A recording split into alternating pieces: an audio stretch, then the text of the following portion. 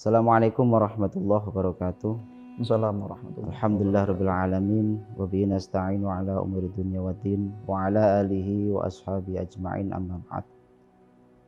Alhamdulillah kita bertemu lagi di acara Kebun Salim di Nasional TV dengan kami PC Rijalul Ansor Banyuwangi. Dalam kesempatan kali ini kita akan membahas tentang keutamaan bulan Dzulhijjah, dan alhamdulillah pada sore kali ini kita kedatangan guru kita Gus Yakin. Saking pundi Gus? Saking bedean. Semoga apa yang kita bicarakan pada sore ini mendapatkan poin-poin atau wawasan yang lebih dipahami untuk masyarakat, yaitu tentang bulan Dzulhijjah. Yang mana bulan Dzulhijjah termasuk bulan yang sangat istimewa karena di situ banyak terjadi sejarah-sejarah Islam, peradaban Islam yang dibawa oleh Nabi Ibrahim alaihissalam dan putranya Nabi Ismail.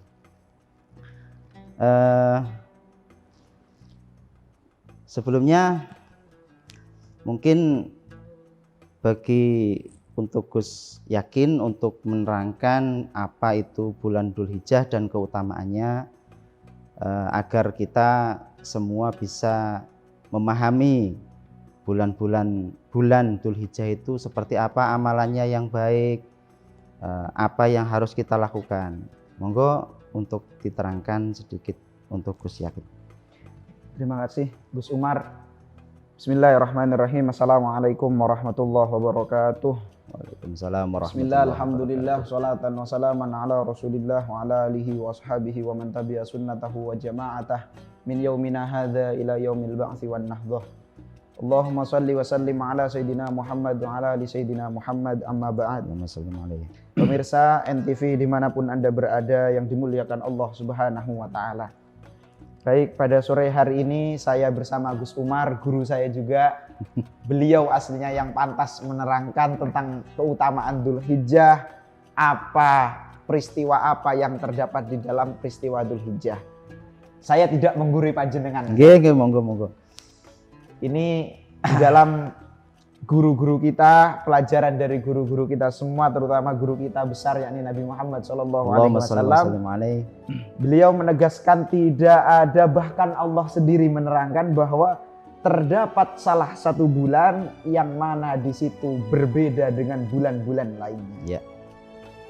Allah dawuh boten kelintu teng At-Taubah. Yeah. Beliau dawuh inna iddatasyuhur indallahi itsna asyara syahran fi kitabillah. Allah menciptakan bulan niku 12 bulan. Yeah. Yang mana 12 itu penciptaan langit dan bumi. Indallahi itsna asyara syahran fi kitabillah. Yang mana terdapat indallah di sisi Allah ada kelebihan tersendiri. Ada bulan tersendiri yang mana kelebihan itu sangat istimewa di sampingnya Allah Subhanahu wa taala. Masyhur ulama sepakat terdapat 4.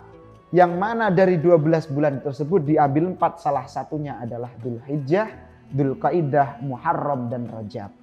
Maka tepat jikalau pada sore hari ini, pada hari ini Ustaz, kita berada di bulan Dzulhijjah.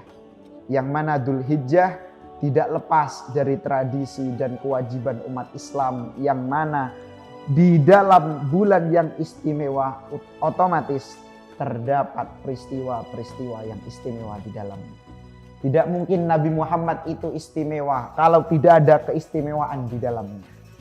Tidak mungkin bulan Dzulhijjah mulia kalau tidak ada peristiwa yang mulia di dalam bulan Dzulhijjah. Maka siapa yang memuliakan bulan Dzulhijjah, insya Allah dia mulia di sisi Allah Subhanahu wa ta'ala. Amin. Lantas apa peristiwa yang terdapat di dalam bulan Dzulhijjah?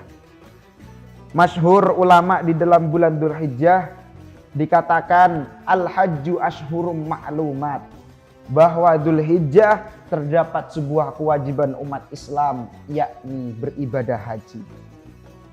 Abdullah bin Umar radhiyallahu taala anhu Beliau mengatakan di dalam hadisnya yang diriwayatkan oleh Bukhari dan Muslim, Syarah Arba'in Nawawi, dikatakan bahwasanya Islam dibangun dalam 5 landasan. Bahwasanya yang pertama syahadatu alla ilaha illallah, yang pertama adalah syahadat, bersaksi, yakin kita iktikad bahwa Allah adalah Tuhan kita, syahadat dan Rasulullah adalah utusan Allah Subhanahu wa taala. Yang kedua, Islam yang dibangun wa iqamis shalah, menunaikan salat. Ketika salat sudah kita laksanakan, kemudian wa atuz zakah, kemudian adalah menunaikan zakat, dan kewajiban selanjutnya adalah wa hajjul baiti, dan haji di Baitullah, rumahnya Allah Subhanahu wa taala. Dan yang terakhir adalah wa shaumi Ramadan. Maka jelas dalam pembangunan Islam, Allah membangun Islam terdapat 5 kewajiban. Salah satunya di bulan ini kewajiban tersebut dilaksanakan, yakni ibadah haji. Tidak ada ibadah yang mulia bagi orang kaya, bagi dia yang mampu, kecuali dia melaksanakan perintah Allah yang bersifat ini, Ustaz. Maka tidak salah jikalau kita memuliakan bulan Dzulhijjah, karena di bulan Dzulhijjah merupakan kemuliaan-kemuliaan di dalamnya. Bagaimana tidak mulia, Ustaz? Orang yang pergi ke Baitullah mempunyai titel langsung di desanya, Ustaz. Ya, titel haji, titel ini. Orang yang petani, orang yang awam saja kalau pergi ke rumahnya Allah, pulangnya jadi mulia. Maka dari itu otomatis jelas siapa yang memuliakan Dzulhijjah, pasti dia mulia tanpa disadari dimuliakan Allah Subhanahu wa taala. Maaf, saya potong Ustaz ya. Okay. Padahal ini kan kata orang-orang itu ya. Padahal kata sholat, apa itu namanya, haji. Haji itu sama-sama rukun Islam katanya. Okay. Kenapa yang sholat nggak dipanggil Pak Sholat, kalau yang haji dipanggil Pak Haji, kan gitu ya? Apa beda uangnya, apa beda gimana? Padahal sama-sama rukun Islam. Mungkin ada ya sedikit guyonan seperti itu. Kenapa harus diambil Pak Haji? Kata orang ini, kenapa dipanggil haji? Karena mahal, ini ke sana 50 juta lebih. Pulang harus panggil Pak Haji. Sedangkan yang sholat, yang siam, yang puasa nggak dipanggil Pak puasa, Pak sholat. Padahal sama-sama rukun Islam kan gitu. Okay. Mungkin dari guyonan itu ada sesuatu yang menarik untuk dijelaskan gitu. Kalau menurut saya, Ustaz, Yeah. kalau guyonan seperti itu baik, tapi di situ untuk orang-orang yang melaksanakan haji itu harus menjadi prinsip, Ustaz. Menjadi istilahnya menjadi filter. Nah, Dia disebut haji biar dia lebih apa itu akhlaknya dari ibadahnya kelihatan seperti itu ya. karena tidak ada titel yang dipanggil oleh manusia kepada manusia yang lainnya selain ibadah haji. Ibadah haji. Maka sebuah tekanan mental Ya. Khususnya di Indonesia. di Indonesia. Maka kalau ada yang perkenalan, contohnya Ustadz, perkenalkan nama saya Pak Haji. Pak Haji. Lah, di KTP nggak ada Pak Haji. Iya. Maka itu tadi Ustadz, Mungkin. harus jadi filter yang mana titel itu harus dapat membawa diri kita, yang mana bisa mencontoh akhlak-akhlak ketika di Mekah. Iya. Akhlaknya Rasulullah, sahabat, dan orang-orang yang mulia di sana. Ustadz. Ya, terima kasih. Saya potong. Mungkin habis ini ada yang mau lewat. Nanti kita lanjutkan pada sesi-sesi selanjutnya.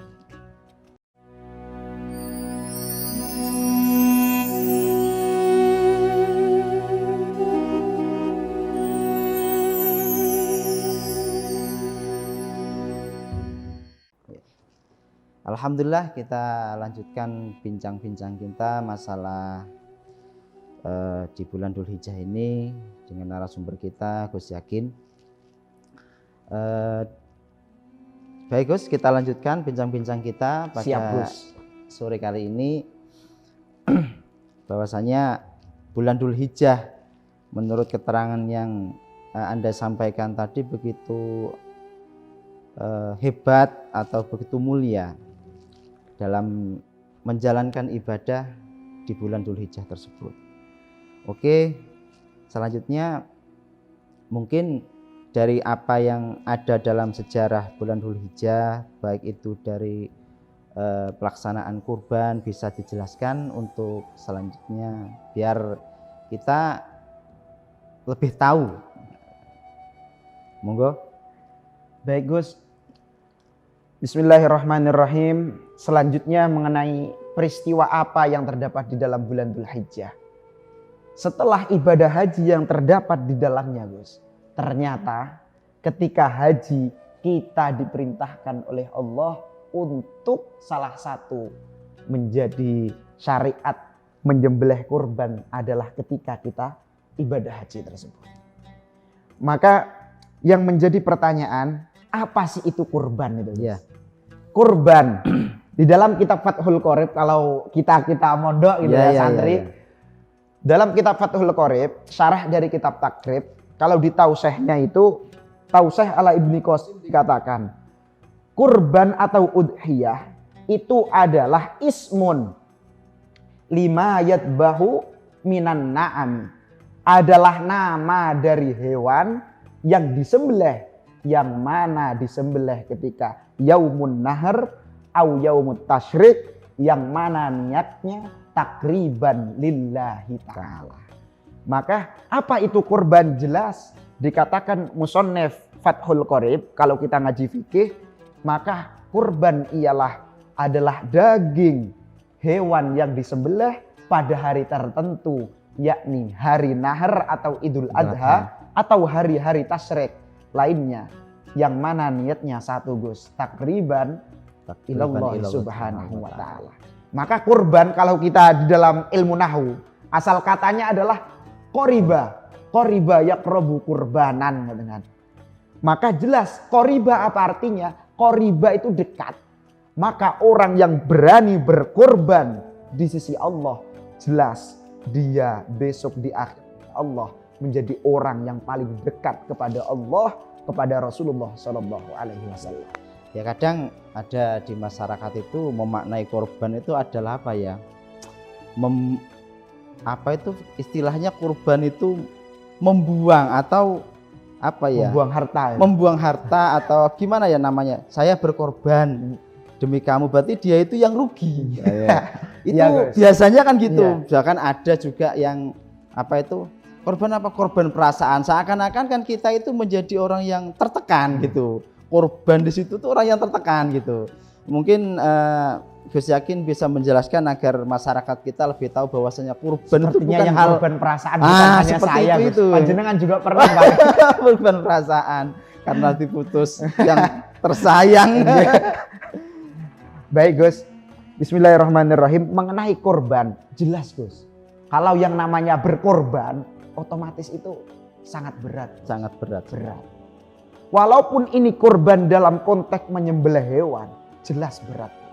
Soalnya bukan hanya 100-200 uang yang kita keluarkan, tapi mentok 3 juta untuk domba, untuk kambing, mentok itu Gus.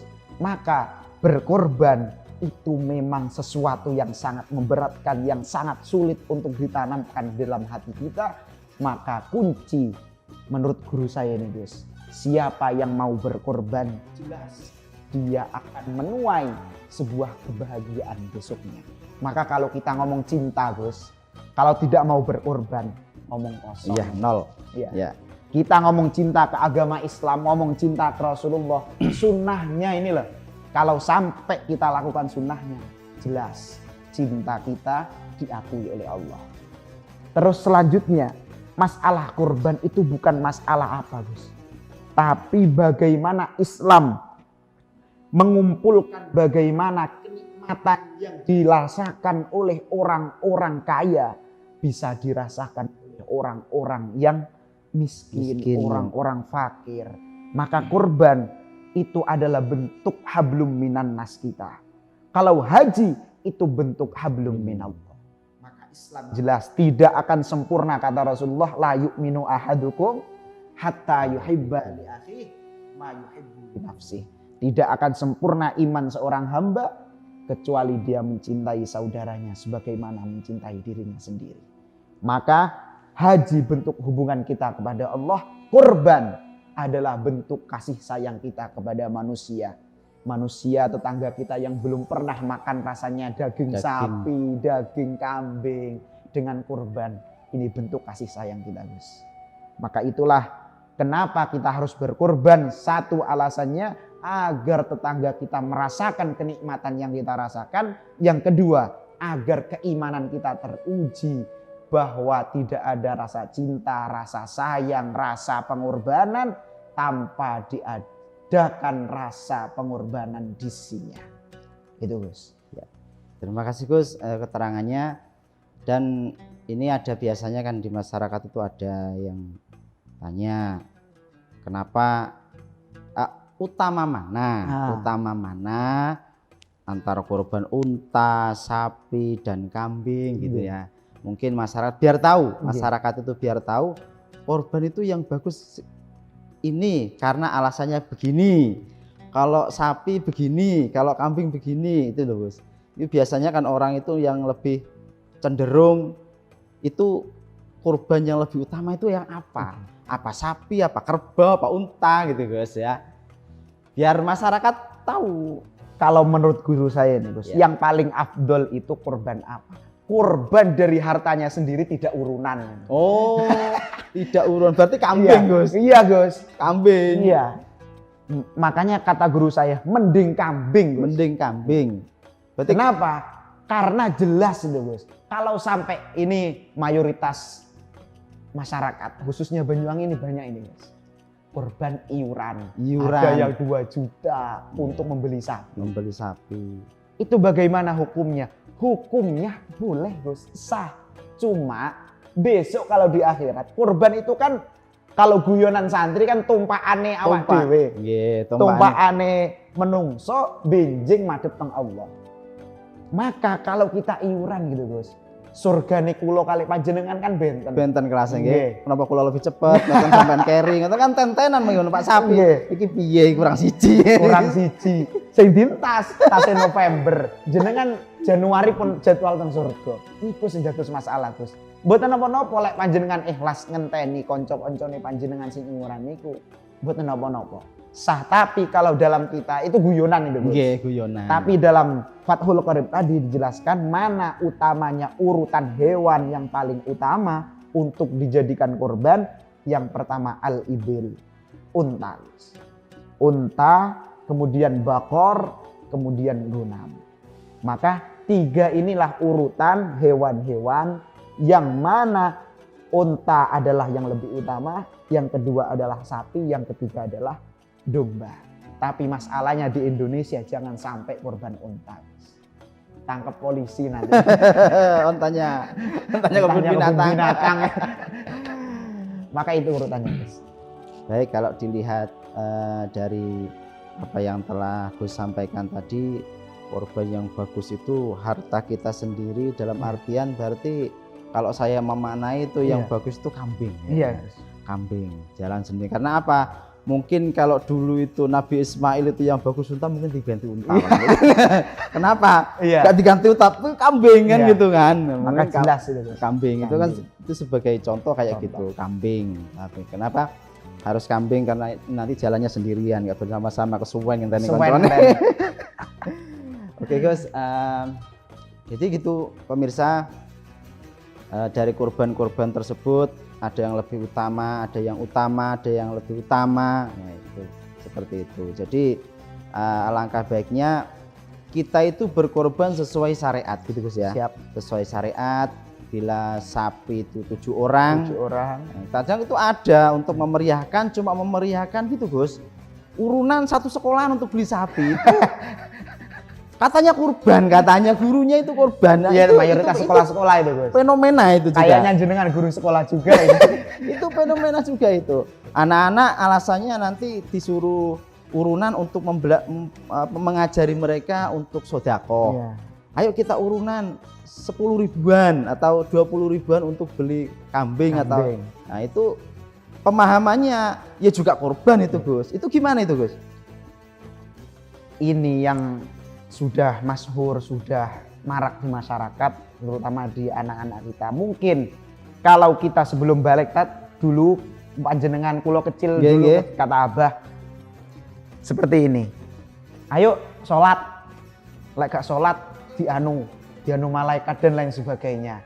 Lah padahal kalau kita buka kitab fikih kalau belum balik sholatnya kan nggak sah juga. Sah. Maka kalau konteks kurban dalam anak-anak kita yang masih sekolah, ayolah guru mungkin mengajarkan itu kurban. Kurban. Tapi itu bukan kurban itu kan. Tapi kalau saya ngomong seperti ini nanti dikatakan wah ini ngawur ini gitu. Padahal jelas. Kurban itu adalah bagi orang yang punya harta lebih, kemudian dia kurban untuk dirinya atau keluarganya. Maka ataupun dia iuran, maka harus pas dengan hitungan syariat. Sapi 7 kalau persiswa 7 dibagi 1 sapi nggak apa-apa Ustaz. Ini masalahnya satu sekolah. Satu sekolahan. 1 sapi. Mending itu, sapi kadang kambing gitu. Apa gak dengkol sikil nih Ustaz? Berarti fenomena seperti itu bisa dikatakan pembelajaran, ya, pembelajaran saja untuk anak-anak. Baik, saya potong dulu. Yeah. Baik pemirsa, jangan kemana-mana, tetap di NTV. Nanti akan kita lanjutkan dengan session selanjutnya.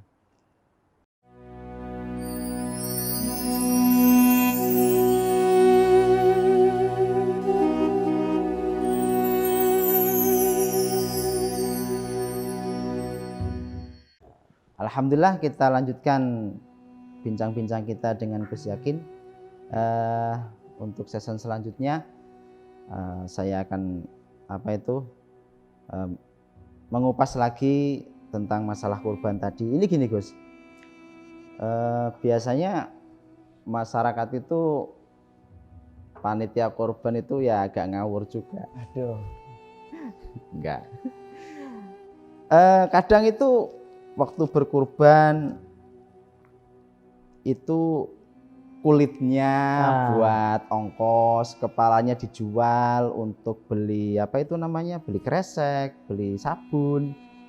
Itu mungkin Gus bisa menerangkan dampak dari keabsahan kurban tersebut dengan praktek panitia kurban yang seperti itu. Bismillahirrahmanirrahim. Kalau masalah fikih ya keras ya monggo biar kita tahu lah ini fair saja. Ini saya katakan untuk pemirsa khususnya panitia kurban dimanapun Anda berada, panitia di masjid-masjid, di musola-musola, di RT-RT, untuk mengenai hewan kurban tidak boleh dari apa yang terdapat di dalamnya hewan tersebut kita jual, haram. Maka panitia harus bondo lek capek guru kula. Bondo lading, bondo kresek, bondo udut. Jangan sampai daging atau kulit apa menek ndase niku sing enak ndase. Sampai didol gawe tuku udut. Itu yang masalah. Maka saya itu ada desa, salah satu desa kalau nggak salah di Kepuh itu kan. Iya. Itu bagus sih Ustaz. Itu kurban, yang kurban itu langsung dikasih uang sama yang berkorban. Dikasih kadang 500, 400 untuk siapa? Untuk panitia kurbannya. Itu malah lebih bagus. Itu lebih bagus solusinya bagus. Biar tidak menjual kepala. Ya, soalnya kulit gitu ya. Kalau nggak seperti itu, kita juga nggak boleh ego lah. Panitia butuh udut, butuh rokok, butuh kopi. Dan kita yang berkorban, kalau kita sembelih sendiri kayak Nabi Ibrahim, nggak perlu udutan. Iya, nggak mungkin juga kalau sapi dibelah sendiri. Iya. Maka yang berkorban-korban haram hukumnya. Jikalau panitia kurban sampai menjual kulit, menjual daging sebagian, untuk apa? Untuk sarana penyembelihan kurban. Bagaimana kalau kurang Ustadz? Ngeten Gus, kalau kurang maka solusinya adalah kulit tersebut kita kasihkan dulu ke masyarakat siapa satu orang. Berarti ditamlekkan dulu ya? Ditamlek dulu, kemudian kita jual orang tersebut yang menjual. Jadi kewajiban kita sebagai panitia kurban sudah putus, gugur, tidak ada halangan lagi. Maka kalau kurang hitungannya daging tersebut kita kasihkan dulu. Kemudian contohnya saya yang dikasih, saya jual, saya sedekahkan untuk panitia kurban. Mending seperti itu. Itu solusi terbaik. Tapi kalau sampai menjual-jual sendiri, mengambil-ngambil sendiri tanpa adanya izin ataupun tanpa adanya apapun yang sampai menghalalkan untuk dia menjual, jangan sampai dijual karena hukumnya haram. Baik Ustadz, Gus gini, kadang kalau melihat dari izin tadi ya, semisal yang korban sudah pasrah bongkoan sama panitia, terserah riko wis. Nah, cara ngomongnya terserah riko wis, jualan terserah riko. Itu gimana? Kalau ada orang yang berkorban pasrah bongkoan dan panitianya juga semaunya sendiri, didol ben dia sih wes kulit iki didol kutut-kutut. Itu gimana? Tetap nggak boleh apa tetap nggak boleh? Oh, tetap nggak boleh. Bagaimana korban itu bukan untuk panitia korban. Korban itu untuk masyarakat. Perkara kalau kita korban memang kalau jual beli nggak apa-apa Gus. Kan syaratnya jual beli kalaupun nggak sesuai rukunnya jual beli baiknya nggak apa-apa. Yang penting ada izin. Itu nggak apa-apa. Tapi ini korban beda dengan masalah jual beli. Kalau jual beli contohnya beli kopi Gus. Kopi ini 5.000 dijual di kafe 30.000. Kalau kita sama-sama ikhlas, sama-sama ridho, nggak apa-apa Gus. Tapi ini korban. Korban itu bukan masalah saya berkorban dengan panjenengan panitia korban. Maka ketika kita sudah penuh pasrah kepada panitia korban, kita sebagai panitia harus bisa menjaga diri, menjaga amanah dan bijak dalam melaksanakan amanah tersebut, Gus. Ya, terus tadi katanya ada yang orang-orang itu biasanya kalau jadi panitia itu yang penting semuanya itu untuk kemaslahatan kurban. Gitu kan ada yang seperti itu. Ya. Pendapatnya mereka itu yang penting kan semuanya kembali ke kurban. Kita kan sebagai panitia juga itu ya biarpun kita jual itu kembali ke kurban gitu, kembali ke kegiatan maksudnya. Nah, itu gimana itu kalau orang yang mempunyai seperti itu. Jadi orang tersebut kalau dipikir-pikir kayaknya masuk akal juga. Iya. Itu mungkin dari pandangan fikih khususnya Syafi'iyah ya. Saya nggak akan membahas non Syafi'iyah karena tambah ribet nanti. Yang penting Syafi'iyah dulu aja. Kayak seperti itu, ada panitia seperti itu, mungkin Gus bisa solusinya orang yang seperti itu gimana gitu. Baik Gus, mengenai solusi. Solusi itu saya termasuk takmir di masjid. Serono. Oh, iya. Masjid besar itu, masjid, ya. Itu bagus Gus. Bagaimana dia memfasilitasi kurban, yang mana panitia kurban itu diambilkan kas dari takmir Gus. Dari takmir itu menyediakan mulai dari pisau, mulai dari rokok dan kopinya. Sehingga siapa yang berkorban jelas tidak ada tendensi kepada panitia kurban. Kenapa Gus? Kalau masalah boleh atau tidak, itu khilaf semua, nggak ada. Fikih itu nggak ada yang nggak khilaf Gus. Iya. Semua masalah sholat aja khilaf Gus. Iya. Di Fathul Qorib itu keras, di Mu'in malah boleh nggak Jumatan. Imam Syafi'i mengatakan Jumatan harus 41 orang, 40 orang. Imam lain 1 orang boleh Jumatan. Maka kalau masalah pandangan fikih semua khilaf.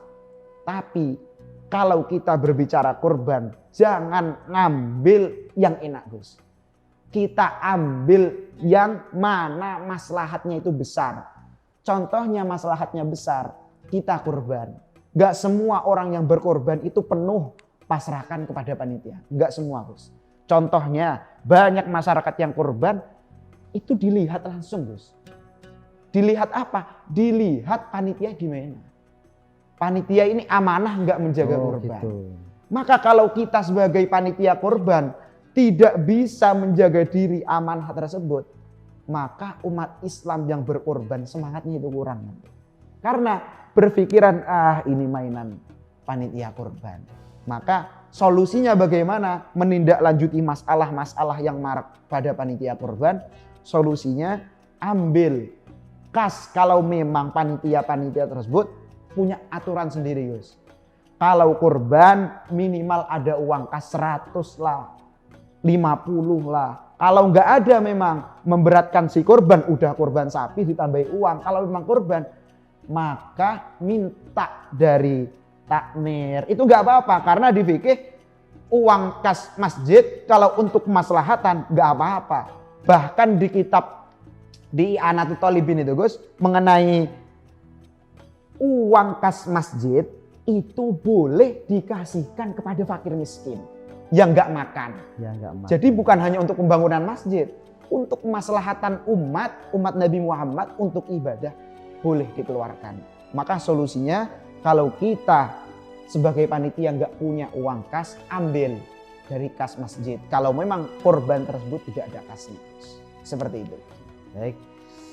Jadi untuk solusi bagi yang berkorban tadi atau panitia itu sebaiknya menyediakan dana untuk operasional gitu ya. Biar tidak istilahnya itu cawe-cawe dalam harian korban tersebut dibuat ini nanti yang menjadikan sebab musababnya korban tersebut tertolak atau tidak sah. Jadi seperti itu pemirsa, apa yang terlaksana, yang terjadi fenomena di masyarakat seperti itu. Kadang ya si orang yang berkorban itu pasrah cuma hewan kurban saja tanpa melihat gimana itu, ya itu lebih baik janganlah ya. Lebih baik kalau kita memang niat berkorban, semisal kambing, kita siapkan uang 50.000 untuk operasional penyembelihan tersebut. Atau kalau sapi, itu bisa 100 atau 150 semampunya mungkin seperti itu. Jadi solusinya bagi pemirsa yang ingin berkorban, sebaiknya ketika kita mau berkorban kita juga harus menyiapkan hal-hal seperti itu karena bisa berisiko dalam keabsahan hewan korban tersebut. Seperti itu, Gus ya. Siap. Jadi masalah korban sebetulnya masih banyak, Gus, yang saya mau tanya. Apalagi masih banyak. Nanti untuk season selanjutnya seperti itu. Soalnya korban itu kan sangat luas atau kebiasaan di masyarakat itu sangat bervariasi sekali. Jadi dulu itu saya sampai rame masalah korban itu, ada yang pakai kalau Hanafiyah seperti ini, yang penting kan ada kitabnya kan gitu. Iya. Di masyarakat itu kadang cuma dilihat kitabnya, yang penting ada kitabnya. Nah, itu masyarakat yang mencerna ini bingung gitu. Masalah ada kitabnya itu kalau ambil kitab di Google itu lah ya gitu sebab yang buat Hanafi malah bukan dari kitabnya, dari orang-orang yang menganggap wah dan lain sebagainya. Itu yang bahaya. Nah, seperti itu. Jadi kadang di masyarakat itu ya saya sendiri kan biasanya ikut warung korban itu ya ada rame-ramenya seperti itu. Ada rame-ramenya, kadang itu orang-orang itu yang satu was pan wes ditolbin wes. Nah, seperti itu. Yang satunya yang nggak mau, nggak bisa seperti itu. Banyak khilaf. Baik. Nanti kita akan lanjutkan di season berikutnya. Baik pemirsa, jangan kemana-mana. Bincang-bincang kita akan kita lanjutkan pada season selanjutnya. Tetap di NTV di Kolbun Salim.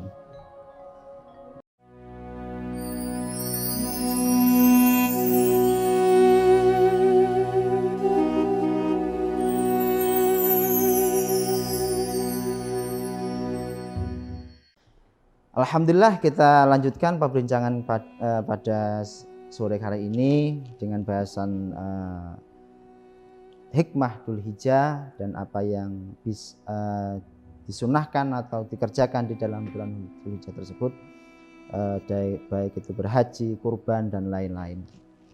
Oke Gus, untuk season kali ini mungkin Gus yakin bisa merangkum dari apa yang telah kita perbincangkan tadi, inti-inti dari bulan Dzulhijjah dan amal amalan yang utama dalam hijrah. Baik Gus. Gus Umar ini tawadhu. Yang dapat mengurai semua itu panjenengan Gus. Dah panjenengan. Baik Gus, saya menyampaikan dari saya. Ya. Saya dari guru saya, kalau nggak ada ceritanya. Kalau bahas ilmu itu usul adab nggak ada. Sebagaimana Imam Syafi'i, Imam Malik gitu kan. Imam Syafi'i muridnya Imam Malik. Tapi yang banyak jamaahnya malah Imam Syafi'i. Maka sekarang itu sudah membuktikan itu ada. Gus Ikdam itu muridnya. Tapi yang masyhur malah muridnya. Gurunya Gus Kausar. Gus Kausar. Maka kalau membahas masalah ilmu tidak ada namanya cangkolang, itu enggak ada, Gus. Bismillahirrahmanirrahim, mengenai hikmah daripada ataupun pelajaran-pelajaran mengenai bulan Dzulhijjah mulai awal hingga akhir, Gus. Bisa kita tarik benang kesimpulan bahwasanya Dzulhijjah merupakan bulan yang mulia, yang mana kemuliaan tersebut karena terdapat peristiwa di dalamnya, mulai dari haji, korban, dan lain-lain sebagainya. Ada hikmah terselubung di balik itu, Gus. Yang pertama, sebelum disyariatkannya kurban, Nabi Ibrahim tersebut teng kitab tafsir At-Tabari. Al-Imam Ibnu Jarir At-Tabari menegaskan bahwasanya Nabi Ibrahim pernah menyembelih hewan sebelum disyariatnya kurban itu 300 sapi, Gus, dan 100 unta. Bayangkan, sebelum ada syariat kurban, beliau sudah menyembelih 300 sapi, 100 unta. Kemudian di alam, Gus, dikagum-kagumi, diagung-agung nih kali jamaahnya dari umatnya. Masya Allah, kok sakit ngeten panjenengan Ibrahim? Jawabannya Ibrahim, kalau cuma ini itu sepele. Kalaupun saya punya anak, tak sembelih untuk Allah sebelum saya punya berani. anak. Sebelum punya anak. Jadi orang itu sombong karena dia belum ada, belum melakukan, belum merasakan dan lain sebagainya. Wajar. Maka kalau ada manusia kita sebagai Bani Adam itu sombong, kayaknya udah keturunan gitu. Keturunan. Nabi Ibrahim pernah sombong masalah pengorbanan. Ketika itu berapa saat langsung dalam cerita itu kan nikah sama Siti Syarah. Diizini mulai dari Siti Syarah ke Siti Hajar gitu. Diizini untuk nikah lagi. Ini yang jadi masalah lagi. Tidak ada perempuan yang rela untuk suaminya nikah lagi, berbagi istri dengan wanita lain kecuali istri pertamanya Nabi Ibrahim alaihissalam. Kalau kita cari di tahun 2024 0,0% mau, Gus. Ya, maka itu pelajaran. Padahal bagaimana hukumnya? Boleh, Gus, bahkan sunnah gitu kan. Tapi jangan sampai menyalahgunakan sunnah dari Allah ini. Masih banyak sunnah yang lain. Kemudian ketika itu dikaruniai Nabi Ismail alaihissalam dari Siti Hajar. Dari Siti Hajar langsung ditagih, maka ucapan itu jangan sampai salah, Gus. Ucapan yang nyeletuk entah itu Nabi Ibrahim sengaja atau tidak langsung ditagih oleh Allah. Ibrahim, dulu engkau pernah berkata, kalau kamu punya anak, kamu rela menyembelih anakmu untuk kau persembahkan kepadaku. Jadi bahasanya gini, Gus. Gimana, Gus? Kalau bahasanya tadi sombong kurang pas. Kasarnya kan sombong itu kan hanya milik Allah sebenarnya. Iya. Kalau orang Banyuwangi engkres. Engkres. Nabi Ibrahim belum punya anak engkres. Kalau sombong kayak aku maaf ya. Maka orang engkres kayaknya sudah mulai dulu. Engkres. Maka ketika itu langsung pikir-pikir Nabi Ibrahim, maka ada yang namanya tarwiyah. Tarwiyah adalah hari di mana pikir-pikirnya Nabi Ibrahim. Arafah adalah hari di mana keputusannya Nabi Ibrahim. Maka puasa tarwiyah itu adalah puasa mengenang pikir-pikirnya Nabi Ibrahim. Di saat apa? Antara mau menyembelih atau tidak, Gus. Anak baru satu suruh nyembelih.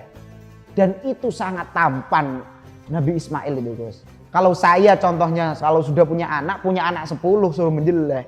Saya ambil anak yang nakal, yang jelek saya sembelih. Ini anak cuma satu suruh satunya. Tapi karena keimanan beliau, maka Arafah disunahkan untuk berpuasa. Maka kalau dalam kitab itu, dalam hadisnya Rasulullah, 10 Dzulhijjah adalah hari di mana hari dimuliakan Allah.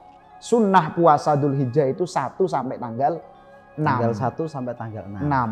7 sampai tanggal 7, Gus. Mungkin niatnya bisa disampaikan. Niatnya, masalah niat, lafdzun niat, talafut bin niat itu kan sunnah itu, Gus. Biasanya kayak biasanya gitu kalau santri. Tapi kalau orang-orang pemirsa mungkin iya niatnya sing bener iki cara nawaitune kaya apa ya. Tapi untuk pemirsa dimanapun Anda mengenai niat puasa, kalau kita nggak bisa langsung aja, Gus.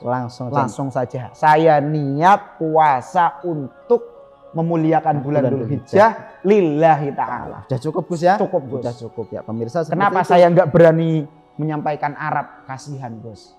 Soalnya banyak dari kalangan kita yang sulit melafatkan Arab itu, Gus. Yang penting niat di dalam hati. Qasdu bi qalbi itu niat ya. Sudah. Seperti itu, Gus. Kemudian dari peristiwa tersebut Nabi Ismail, Arafah adalah ketetapan hati Nabi Ibrahim.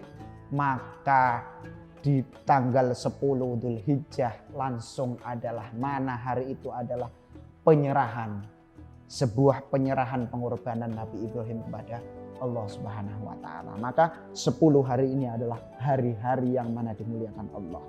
Mirisnya, Gus, masalah haji itu kan ada namanya balang jumroh. Itu ternyata sejarahnya dulu ketika di tanggal 7 tersebut, tanggal 7, 8, 9, iblis itu datang 3 kali. Datang ke Nabi Ibrahim untuk menggagalkan itu, maka dilempar 1 kali. Pindah lagi ke Siti Hajar, ibunya Nabi Ismail. Gak percaya Siti Hajar, orang jelas dia istri solehah, Gus. Tapi kalau perempuan sekarang nggak ada gitu. Ada omongan dari orang lain langsung tanpa fakta. Maka untuk perempuan dimanapun, khususnya perempuan yang beragama Islam, yang cinta kepada agama Islam, contohlah siapa? Siti Hajar. Dia selalu taat, tunduk kepada suaminya. Suaminya begini dia A, suaminya B, dia B. Tidak memperdulikan omongan dari kanan kirinya. Insya Allah selamat. Maka di dalam Al-Quran, Daraballahu masalan lilladzina kafaru imra'atan Nuhin wa imra'atan Lut. Perumpamaan keluarga itu adalah keluarganya, bukan dari keluarga Nabi Nuh dan Nabi Lut, tapi keluarga yang sakinah, mawaddah, warahmah adalah keluarga Nabi Ibrahim alaihissalam. Hikmah dari tersebut, setan tadi langsung kepada Nabi Ismail. Ismail lempar, maka 3 kali. Itulah sejarah dari balang jumroh.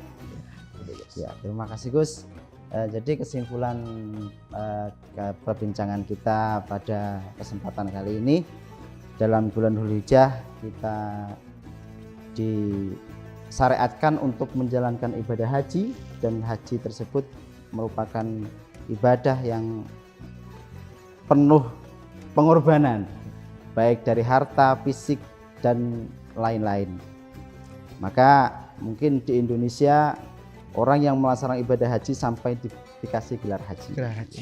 Dan untuk kurban yang telah disampaikan oleh Gus tadi, sebaiknya panitia kurban atau orang yang mau berkorban itu harus sudah memfasilitasi agar keabsahan dan keabdolan pelaksanaan kurban tersebut menjadi tidak rusak karena adanya kesalahpahaman. Jadi yang tadi dijelaskan, kalau memang ada dana untuk yang berkorban, sebaiknya mengasihkan kepada panitia uang untuk acara penyembelihan tersebut sesuai ketentuan yang dikurbankan. Dan yang ketiga, hikmah dari bulan Dzulhijjah ini adalah merupakan percontohan dari rumah tangga yang sangat sakinah mawaddah warahmah, yaitu dari Nabi Ibrahim. Bagaimana kepercayaan seorang istri kepada suami dan kepatuhan anak terhadap seorang ayah dan keikhlasan seorang ayah untuk mengkorbankan keluarganya. Kan seperti itu Gus ya. Semoga dalam kesempatan kita ini kita bisa mengambil hikmah di bulan Dzulhijjah dengan sejarah-sejarah atau kejadian-kejadian yang ada di dalamnya. Mungkin dari kami hanya bisa menyampaikan hal-hal tersebut. Untuk kurang lebihnya kami mohon maaf. Kami dari Jalul Ansor mengucapkan selamat menghadapi bulan Dzulhijjah atau menyambut bulan Dzulhijjah dengan semangat kita untuk menjalankan ibadah-ibadah yang terbaik di dalamnya. Akhir kata, afwa minkum, akhirul kalam. Assalamualaikum warahmatullahi wabarakatuh. Waalaikumsalam warahmatullahi wabarakatuh.